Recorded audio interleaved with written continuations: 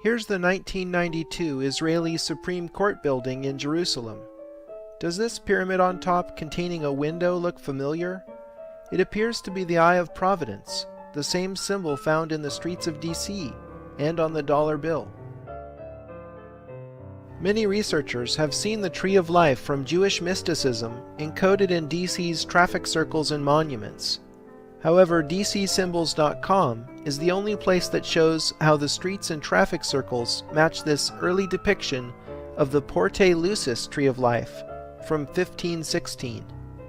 The Portal of Light version is shaped like an actual tree. Maybe that's where the Tree of Life got its name.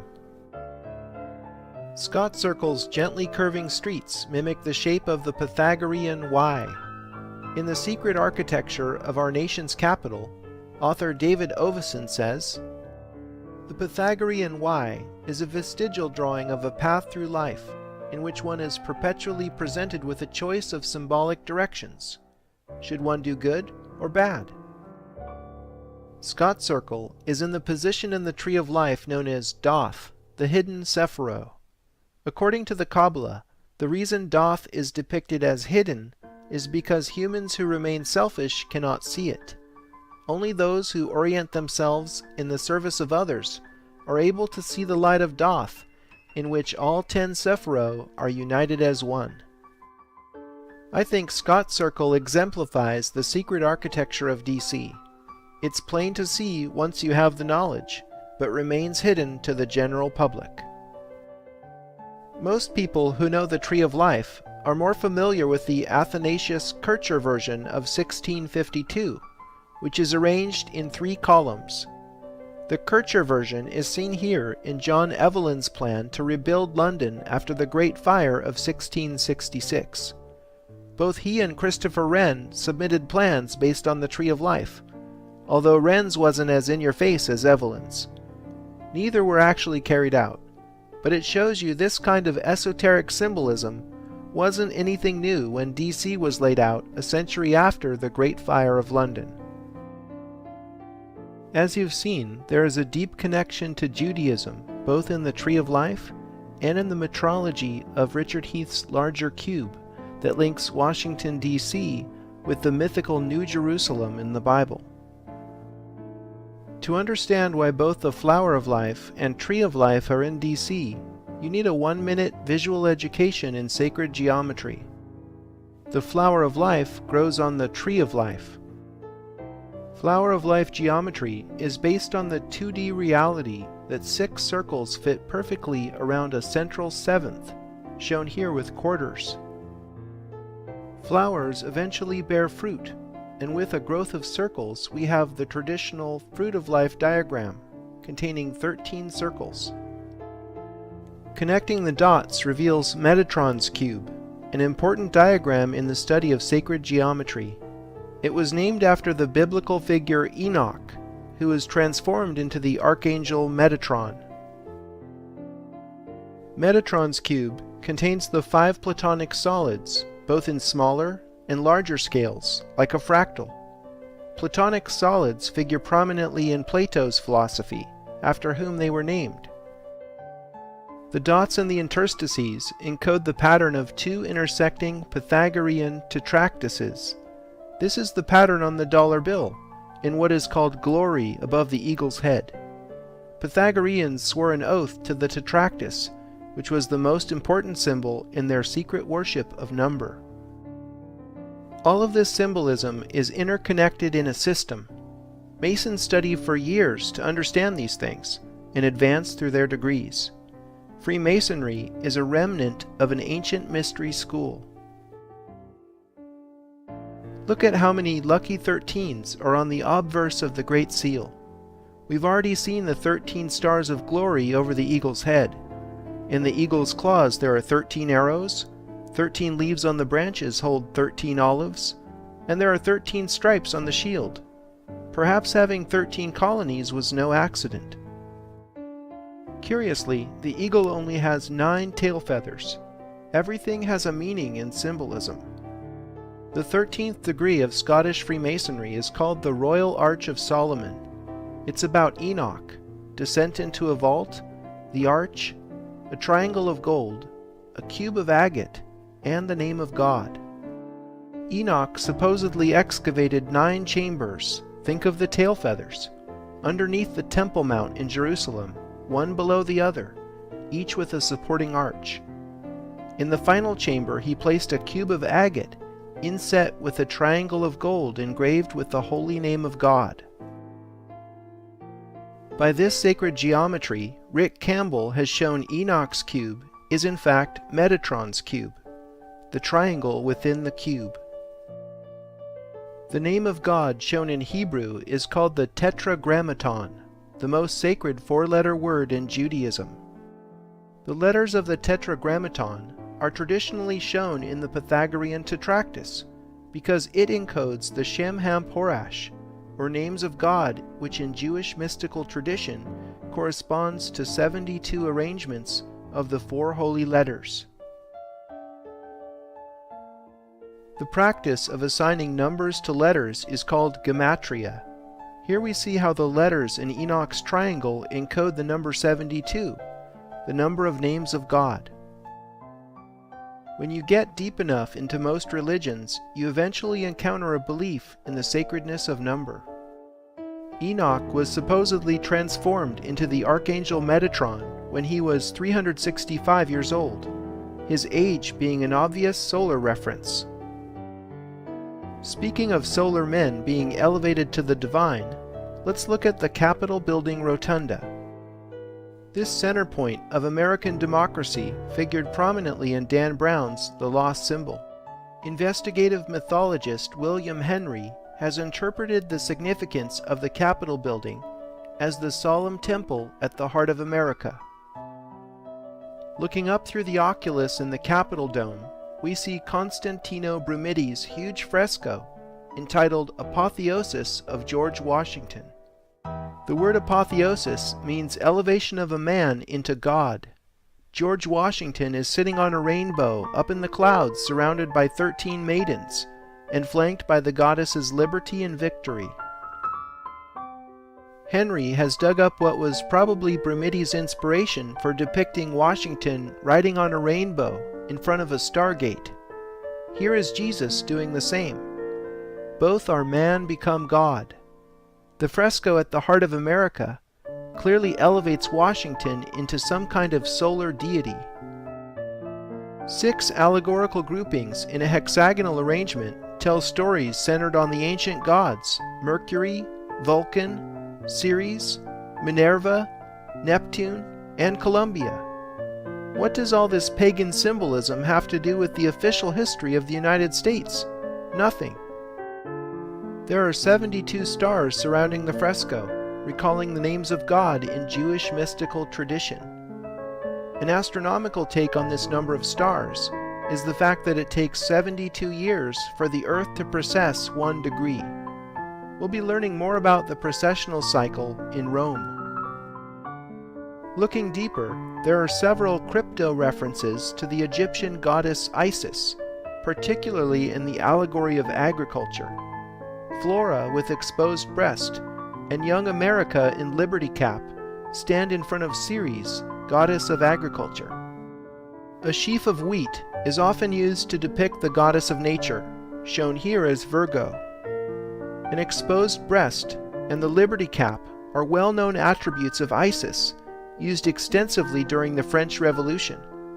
Here the symbols are shown together in Delacroix's Liberty Guiding the People. The goddesses personified on both sides of the Atlantic as nature, reason, liberty, freedom, and Columbia are all esoteric references to the Egyptian goddess Isis. Here's a silver dollar showing liberty with a liberty cap on a pole. This particular coin happens to be worth well over 6 figures today. The seal of the U.S. Senate shows the now familiar red cap as well. To top it off, the goddess Freedom on the outside of the Capitol Dome, and recently in the middle of the Capitol Visitor Center, are yet more depictions of you-know-who. The architects of the Capitol are clearly obsessed with the secret worship of Isis. Following the goddess Liberty upward, we see how the entire District of Columbia was originally surveyed by George Washington in 1791. The mile markers are placed ad quadratum, just like the elevation of the House of the Temple built more than a century later. This later organic interruption in the lower portion of the square became Alexandria, Virginia. In the ancient world, Isis had an important temple on the island of Pharos, just outside Alexandria, Egypt. Pharos was the location of the lighthouse of Alexandria, wonder of the ancient world. The light that shone from it was the Stella Maris, star of the sea, one of the many epithets for Isis. The highest point in Alexandria, Virginia, has a replica of the ancient lighthouse in the form of the George Washington Masonic National Memorial. George Washington and many of the founding fathers were, of course, well-known Freemasons. Pay special attention to the three cubes forming the body of the lighthouse. We'll see this symbolism again in London and finally decode it in Paris. How is it that we keep finding secret connections to Isis and ancient Egypt in a country that has no ostensible reason to make this symbolic linkage? Believe it or not, Pennsylvania Avenue is astronomically oriented to the heliacal rising of Sirius. The ancient Egyptians based their calendar on this phenomenon, which is the day when Isis's star, Sirius, is visible on the horizon just before sunrise. From the White House in early August, Sirius is visible a few minutes before sunrise, directly behind the Capitol building. From the perspective of the Capitol building, sunset on this same day passes straight down Pennsylvania Avenue and sets over the apex of the pyramid atop the National Post Office. If you overlay a pair of pentagrams over the Capitol building, a couple of interesting things occur. These edges follow Pennsylvania and Maryland avenues, and RFK Stadium from 1961 is framed perfectly in the crook of the opposing pentagram. I noticed 4 radiating streets above and below the Capitol building. Then it clicked with the pentagrams, and I see what is actually depicted here is the Templar cross. Can there now be any doubt who is behind the program of symbolism in DC? The Templars may be long gone, but the Scottish Freemasons remain active today. We'll learn more about the Templars at Chartres Cathedral, and again in London. David Oveson's groundbreaking book, The Secret Architecture of Our Nation's Capital, reveals that DC has more zodiacs than any city in the world, concentrated in what is called the Federal Triangle.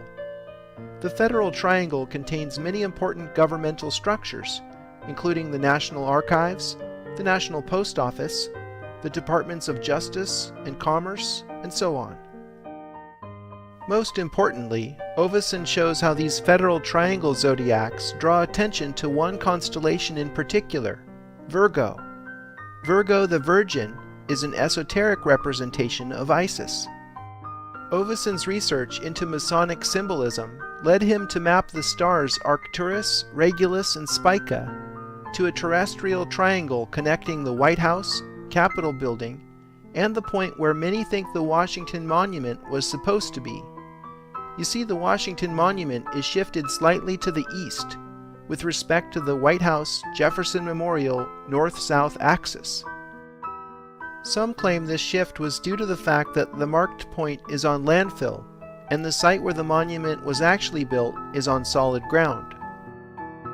In any case, here is that particular stellar arrangement brought down to Earth. We see Virgo over the Federal Triangle and Leo over the Capitol building. 18th century Masonic French astronomer Jérôme Lalande wrote, "The Virgin is consecrated to Isis, just as Leo is consecrated to her husband Osiris. So Isis is linked with the Federal Triangle and Osiris with the Capitol building. The Virgin's right hand points to the White House, but her left hand is actually on the Washington Monument. This is very interesting to those who know the Isis story. Could Isis be holding Osiris's golden phallus in the form of the Washington Monument? As the ancient Egyptian story goes, it all started when Set became jealous of his brother Osiris, who was king of all Egypt, and whose girlfriend was the beautiful Isis. Set then deceived and killed Osiris, cut his body into 14 parts, sealed all but one of them in a coffin, and sent it down the Nile. As a final insult, he tossed Osiris's penis into the river. His sister consort Isis was at length able to recover and magically reconnect all of Osiris's parts, except for his penis, which was unfortunately eaten by a fish. Isis fashioned a golden phallus, attached it to Osiris, and brought him back to life with a song. From this experience, the resurrected Osiris became Lord of the Dead. Isis was impregnated with the golden phallus, and their son Horus grew to become god of the sun. It's the original story of sex and violence, jealousy, incest, and pregnancy. The Washington Monument is an obvious phallic symbol. The Vesica Pisces paths surrounding the obelisk suggest female genitals. Taken together, the symbols represent the joining of Osiris and Isis and the conception of the sun god Horus. Now maybe you think I'm going too far at this point, but take a look at what is above the elevator that goes up the shaft of the Washington Monument, the same ride Robert Langdon took at the end of the lost symbol. Right above the elevator doors there is a bronze sculpture of George Washington, sculpted by French Freemason Houdon, and above that is the winged disc of Horus. What in the world does this Egyptian solar symbol have to do with America? It's a clue to the secret meaning of the obelisk in the most public of places, but how many actually see it and understand? The dimensions of the monument are all 6s and 5s. What an amazing coincidence that 6,660 inches equals 555 feet. We'll decipher the meaning of 6s and 5s in Egypt. The Washington Monument is not a true obelisk cut from a single piece of stone. Instead, it is both literally and figuratively a monumental work of masonry. Bernard I. Peache's meticulous metrological study of the Washington Monument reveals a sacred diagram projected on the earth. Based on the exact height and angle of the pyramidion, its face and ridge lines project down to the ground and trace circles that are proportioned ad quadratum with respect to each other. The diagram shown here is called the octagram star in mathematics. It's a symbol used in many religions and cultures around the world. I'll briefly trace the octagram star through history to uncover its meaning. The earliest example I've found that has this symmetry is the Star of Inanna, the Sumerian goddess whom I think all the Isis obsession is ultimately based on. Archaeologists identify the Sumerian culture as the oldest civilization on Earth. Sumeria predated ancient Egypt, but it wasn't even discovered until 1890, so that must be why most esoteric references are to Isis rather than Inanna.